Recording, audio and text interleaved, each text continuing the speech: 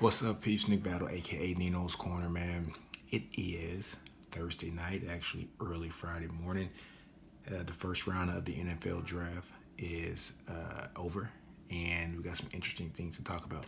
First off, guys, I actually like the new draft format. It was faster paced. It was a lot of time that wasn't wasted during this. I actually loved it, guys. You got to see like a real vibe with the kids and their families. You got to see the how the technology was able to be implemented to where we could have a virtual draft. And if you think about it, guys, every year is a virtual draft in the NFL. There are the war rooms. They send in the actual draft picks by email or phone call. They call all of the guys who are getting drafted. They call the NFL front offices to put that draft pick in. So it's already essentially like a virtual draft. It's just now that we have to do a virtual draft, and the kids couldn't go on stage to say, well, I shouldn't say kids, guys. These young men shouldn't. They couldn't go on stage like to shake hands, but they were able to, like basically just be highlighted through the virtual stage of the internet and things of that nature. But let's just start off with that. But let's get on to the draft now. Let's get on to the draft. What were some of my biggest takeaways? The Raiders. We all know the Raiders love speed. Ever since Al Davis, they love freaking speed, and it's a big shocker to me that they picked Ruggs as their first wide receiver taken in the draft this year. I thought that CeeDee Lamb and Jerry Jeudy were better wide receiver options than Ruggs was. However, the Raiders love speed.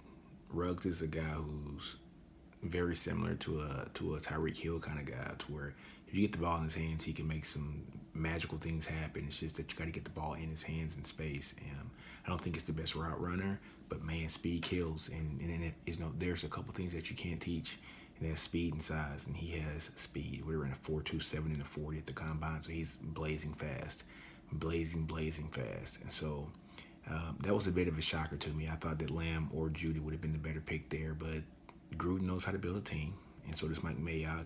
They're the gurus when it comes to picking players. So we'll let that simmer in and see what's going to happen. First of all, there were 6 wide receivers taken in this draft in the first round. Six wide receivers in the first round. So that kind of tells you where the league's going. But we'll talk about that later. The 49ers, man, they had a very good draft. At first, I thought the draft wasn't going to be that well when they didn't take a wide receiver and decided to take the South Carolina defensive tackle, who I wanted the Cowboys to take. I thought, man, he's a hell of a player. Some of the guys on the draft show were basically saying that he reminded them a lot of Richard Seymour, the long arms, the big physical body, just a grown man stature at the age of 21 years old. And I wanted the Cowboys to take him because we need some interior pressure. Even though we got Jared McCoy, we need some interior pressure. However, the 49ers got him. Great pickup for them. And I thought the 49ers did themselves a disservice with CeeDee Lamb and Jerry Jeudy on the board. I thought that they could have got either one of those guys and been absolutely fine, and then picked up the best player available later on in the draft because they traded the pick.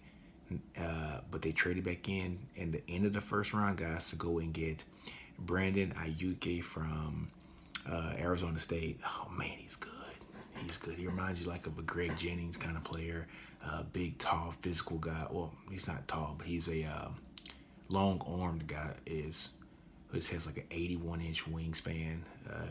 When you think about that, he's only 6 feet tall, but he has a wingspan of like 81 inches, and so it makes him almost like a 6'5", 6'6" player when he's going for a ball. So, I mean, he has a hell of a catch radius and a hell of a catch window. Just to put that into some kind of perspective as to what kind of wingspan that is. Calvin Johnson had an 82-inch wingspan. Megatron, 6'5", 235, 240-pound wide receiver that played for the Lions and set a ton of records. He had an 82-inch wingspan at 6'5". This guy is 6 foot even. not even 6 foot. He's like 5'11" and like 3/4, but with an 81-inch wingspan, a huge catch radius, and he's fast too. 4.43 or 4.45 40. Great player, man. It's the second wide receiver that's been taken in the first round in consecutive years here under Herm Edwards. The other one was N'Keal Harry, who got drafted by the Patriots last year with the last pick of the draft, or the second to last pick in the draft. So the 49ers didn't take Judy. They didn't take CeeDee Lamb, and Judy ends up getting taken by the Denver Broncos. And I was like, oh my God, the Cowboys picking 2 more picks. You know, guys, I'm a Cowboy fan. I was like, what is going to happen? Cowboys picked CeeDee Lamb. I was ecstatic, guys. I'm thinking to myself, CeeDee Lamb I thought was the best receiver in the draft. With my NCN, which is my NinosCorner number, he had like an 80-point NCN, which was extremely high. It was the highest in college football this year. Actually, it was the highest of the guys coming out in the draft this year. The highest in college football this year was Jamar Chase from LSU.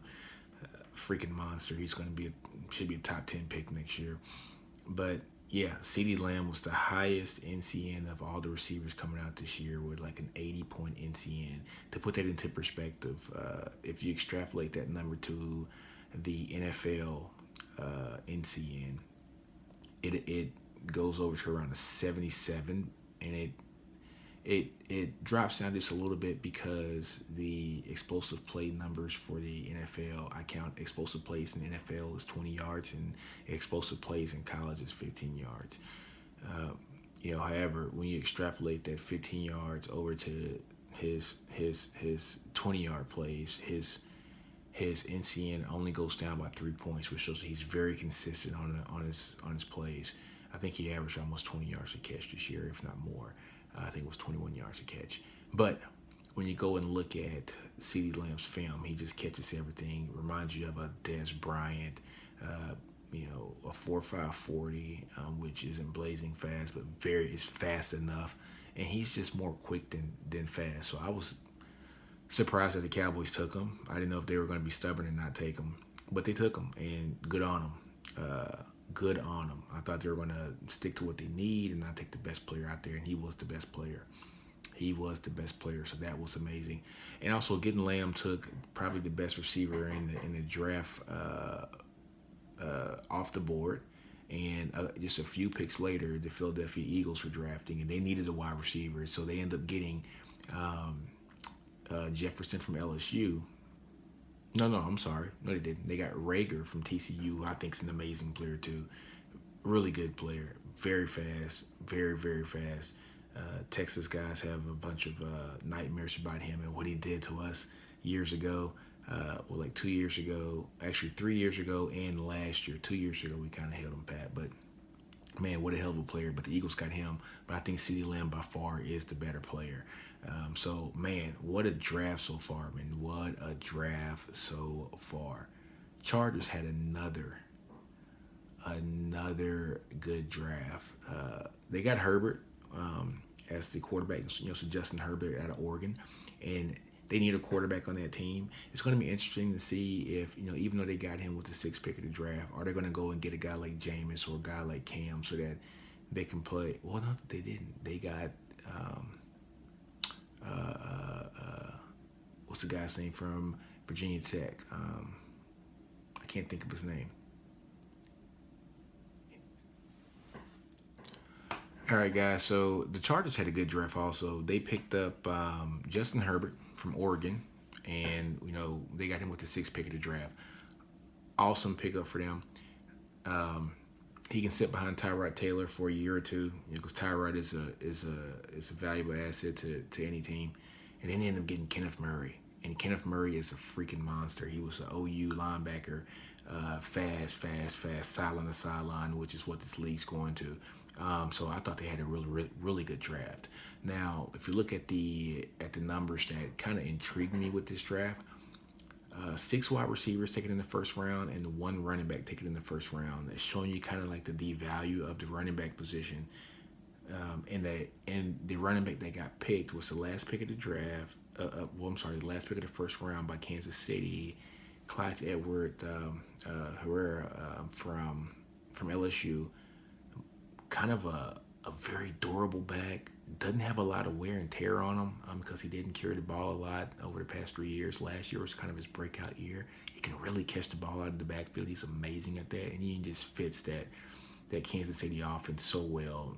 He'll be so good in that zone read. He can really catch the ball, and he's powerful. Not the fastest guy, but you never see him get caught from behind. He's a hell of a running back, and I was surprised that he got picked over DeAndre Swift and over J.K. Dobbins, but he did. And he's a first-round draft pick now. He's going to a hell of a situation, and he's going to be very good over there. He's going to be very good. He's a three-down back that the Chiefs are going to be very happy that they got. I watched a lot of him this year. He's really, really, really good. But also with this draft, like I said, guys, 6 wide receivers taken in the first round, 1 running back taken in the first round of this draft in 2020. Now look at the last 3 years. Only 6 running backs were taken in the last 3 years of any of all the drafts, right? And only 7 wide receivers were taken in the first round over the last 3 years. This year, they almost drafted just as many wide receivers this year in the draft as they did over the last 3 years in the first round.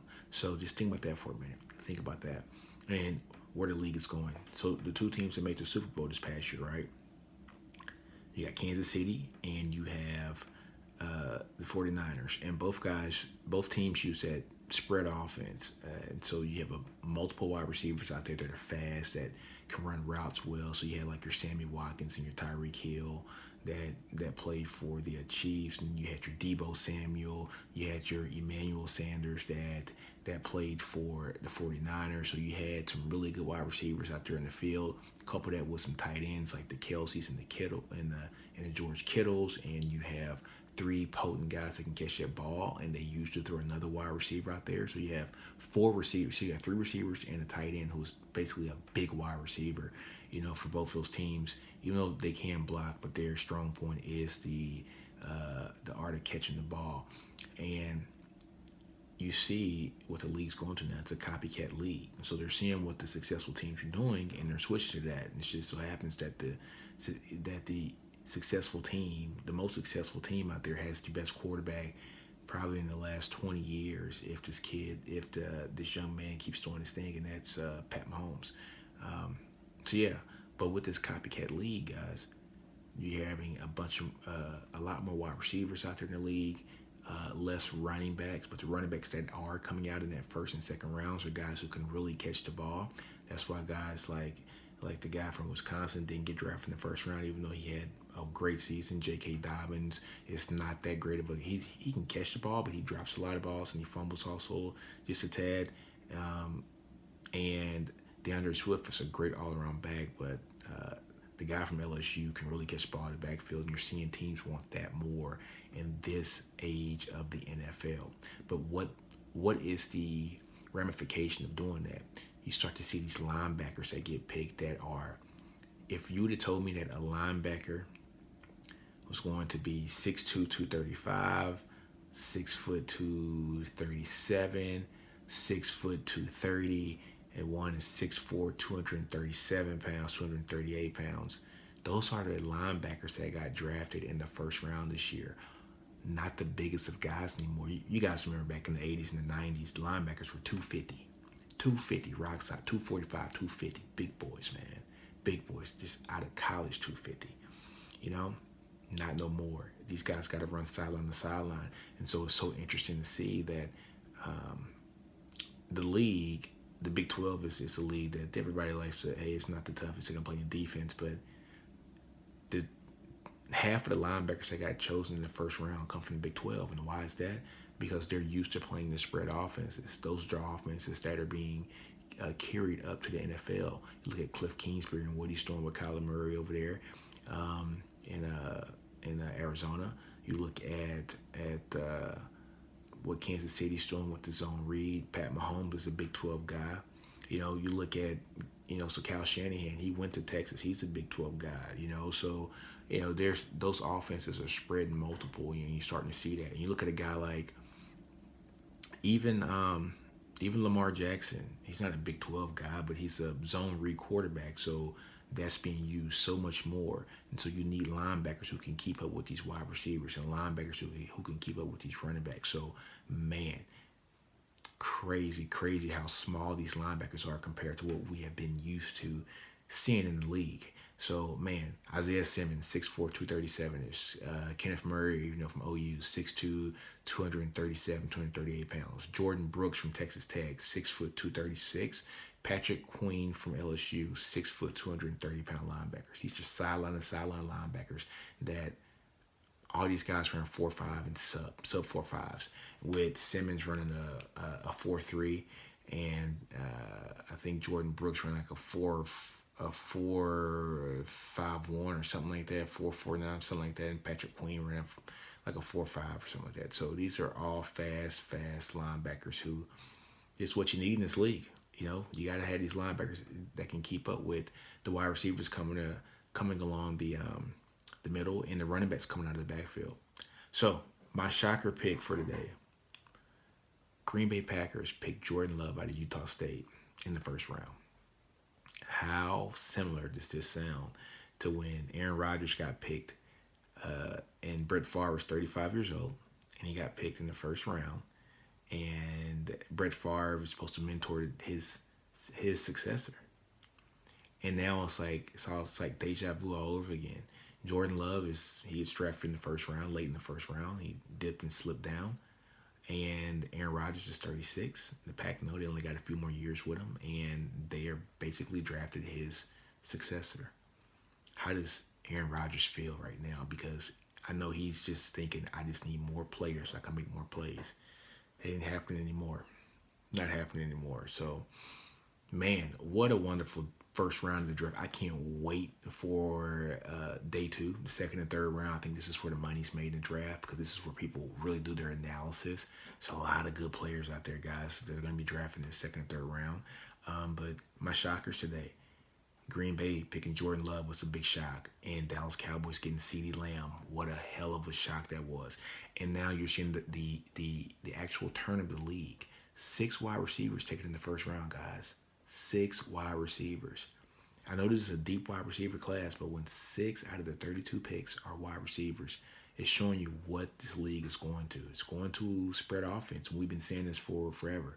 The offenses that we're seeing in the Big 12 are the offenses that are prevalent in the NFL. And it's the offense. It's a combination of that kind of offense. It actually won the Super Bowl last year. And you're seeing what Cliff Kingsbury is doing with Kyler Murray down there in Arizona. Straight air raid offense. And he's killing folks with it. And now I cannot wait to see that offense with DeAndre Hopkins. Oh, my God. But, okay, we're getting off the draft topic now, guys. We'll talk tomorrow, or I'll give you an update on Monday morning. We'll go over the day 2 and day 3 of the draft, guys. But, hey, guys, you guys know how I always say it, man. It's late at night, so I'm just going to say, do you guys. Don't be afraid to fail. Outgrow your environment. Understand your brilliance, man. NinosCorner, man. I'm glad to go to bed. I'm out. What a draft.